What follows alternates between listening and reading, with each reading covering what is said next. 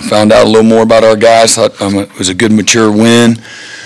Guys handled the business. A little bit different kind of a game because of the field position, some of the turnovers there that created short fields for our offense. Thought Mike did a lot of great things, and again had 3 touchdowns and added on to our. We were 100% in the red zone scoring, 3 touchdowns. Got our first 5 drives. We scored on all 5 drives. A lot to learn from the ones that we had to settle for field goals. Great job by Tate Sandell with the 3 field goals in the first half. Really, man, he's been just been fantastic. I think he had the 4th longest field goal in stadium history. Again, 9 different guys caught balls, and we were over 50% on third downs. Great job by the offense. Did a great job on defense, just being disruptive. Again, playing really good in the run game and 5 sacks, 13 tackles for loss, under 20% on 3rd and 4th downs. Really good job there. Grayson Miller was great again. Had 2 inside the 10-yard line or 20-yard line and 1 at the 1. Got our first couple of turnovers, so we're on our way. -4 on the season, so that was great. Good defense there coming out, and Sategna did a great job. 97 punt return yards. I think that's the most that we've had as a punt return yards in a game since 2012. So fantastic job by Isaiah as well. Really liked being able to celebrate with the guys. You know, R. Mason Thomas has a career high six tackles, and you know some of the tackles for loss, sack, those kind of things. But just maturity, you know, to show up and play to and compete to a standard, regardless of who we're playing or how the game's going. And I just really appreciate that about our guys. It certainly wasn't perfect. You want things to coach from off of tape, and but thought we did what we needed to do, handle business. Isaiah Sategna, again, the initial evaluation was good, promising, and I think the latest scans were good as well. But man, what a scary thing for him, and so hopefully he'll be okay long term here.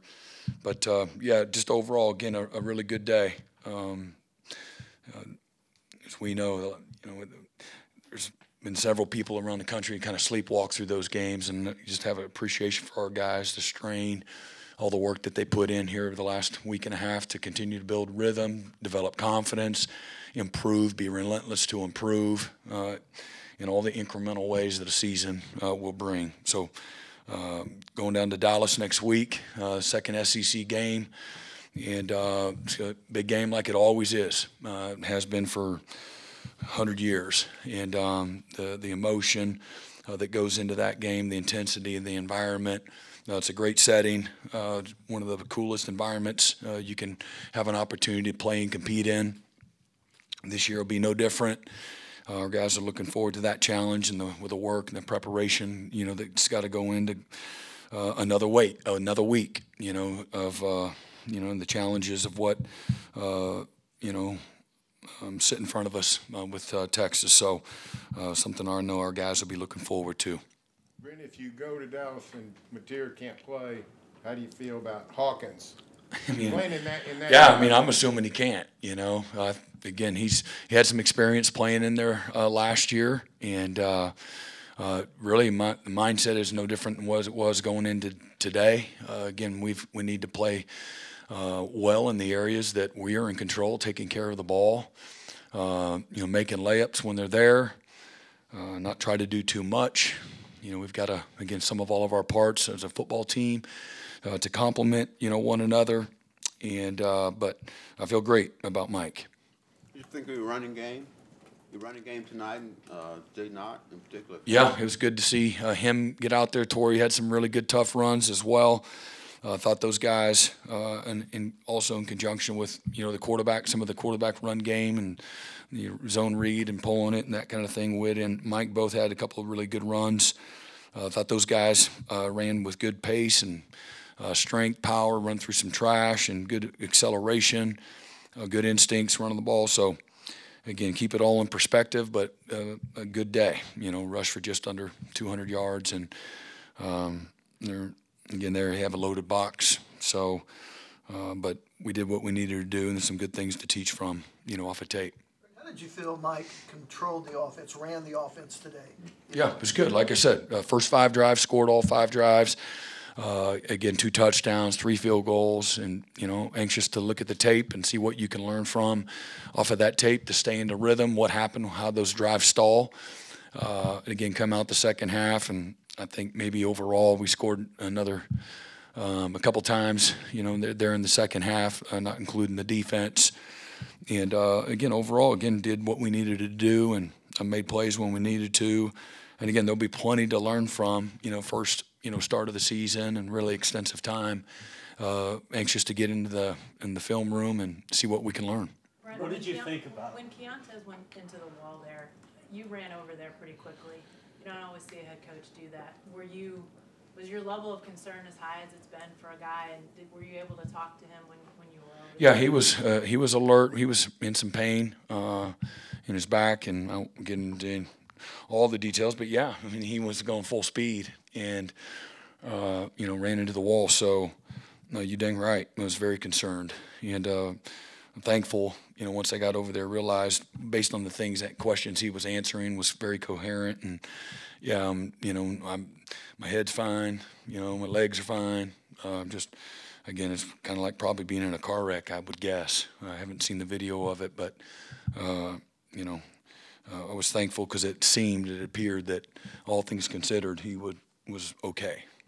Brent, what did you think about Eli's performance today, getting back, and just how important was that for Yeah, well, I didn't see him be a victim of anything I didn't like. So, and I only say that because he didn't hit a whole lot of action, and there were some things to learn from. There was a 3 deep, and they ran a curl and an over route, and he's got to keep zoning it off, have big vision. So that was the one. I'd say, hey, man, I'd give you a minus on this one. But overall, great to have him back out there. Great to have Giovanni back out there. And there was a heck of a lot more good than not because of that. And but he's been practicing very well, just like he has been. He's ultra consistent. He's detailed. He's ready. His readiness is as good as anybody in the locker room, and good to have him back with that group of guys. Brent, Texas gave up, I believe, 6 sacks tonight, even though Florida ranks, I believe, in the 130s in sacks per game. I'm just wondering, how confident are you ahead of facing this Texas offense? Yeah, don't know anything about Texas right now. I know about our guys in the locker room. I'm excited to go down to Dallas with them, but haven't spent very much time at all on the preparation and things like that. Every team in college football got problems, and so whatever those are, I'm worried about what our problems are and where we need to get better. When you have a guy like Jaden Ott who hasn't had the start of the season that he probably wanted here, what does it say about him to, I guess, stay invested and perform the way he did? Yeah, and I say this to the guys all the time, doesn't matter what's taken place, good or bad, in the past, yesterday, literally just a few days ago. All that matters is what you do today and moving forward. So you gotta die to the good, you gotta die to the bad, and when you die, you win. You're getting better, and that needs to be the focus. Learn from the getting cut and mistakes or bad moments, things of that nature. And maybe I haven't had my opportunity, whatever that is. Nobody wants to hear it. Nobody feels bad for you. All that matters is what you do now. It was good to see him out there and doing some things. And again, what we've said, answering some of the questions earlier this week, man, he's looked good over the bye week. And he's gotten to a nice rhythm. He's run with some power and some confidence. And it's taken him a little longer, but, man, it's right on time. Brent, you move back to the SEC play. What kind of weapon is Tate becoming for you guys? You talked about that being a one-possession league. Yeah, tremendous. You need those guys to be able to perform, and be reliable and dependable. The teams that we're going to play, you're not going to score touchdowns all the time. So from a timeliness standpoint and a readiness standpoint and ability to execute, it makes a huge difference. We know that. And so, man, he's been great. And our punting game, our field goal overall in the season's been fantastic, and we're going to have to lean on that at times. Well, when you got here tonight, you said you found out a little bit more about your guys. What specifically do you think? I think you found out about them tonight? Yeah, number one is just maturity to again show up, play with passion, energy, intensity, detail, physicality. Be excited to play, celebrate the success. This is still a game of doing. This is a game of performance. This is a game of if we are who we say we are, then it's about standards and play it. We play and compete and show up a certain way to this stadium. You don't play to an opponent, a scoreboard, a jersey, a time, a temperature. You show up and play and compete, to a performance. That's all anybody here wants to see. That's all any of us coaches, want to see. And you can't cheat this game.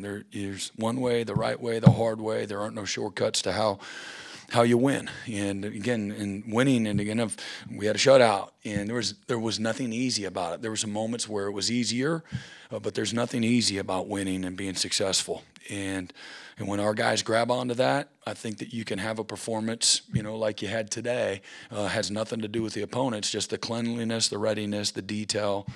And again, we're going to get a lot more pushback, and we're going to have a lot more challenges. We know that, but it's all relative to the team that you're lining up against. And again, the things that I just talked about. The investment that it takes to win and be successful week in and week out. What did you think of guys like Okoye and Marcus Strong that Yeah. got a lot more snaps? No, it was great. I noticed Danny.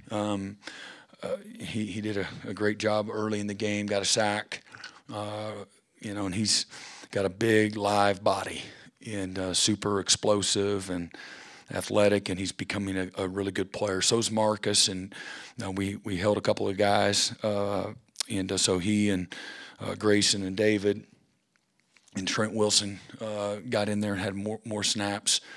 And that was great, as you try to continue to develop your team. I think that's a part of what you want to be able to do.